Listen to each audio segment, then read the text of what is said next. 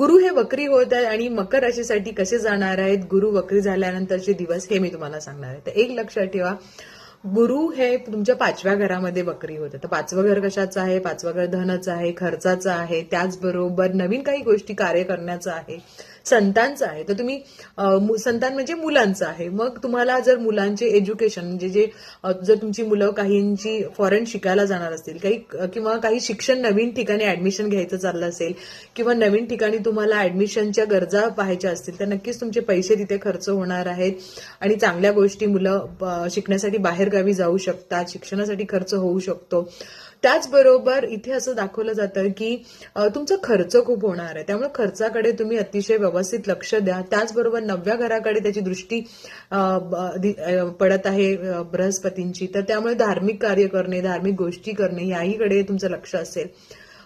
अजून एक लक्षात ठेवा की 7:30 संपत आली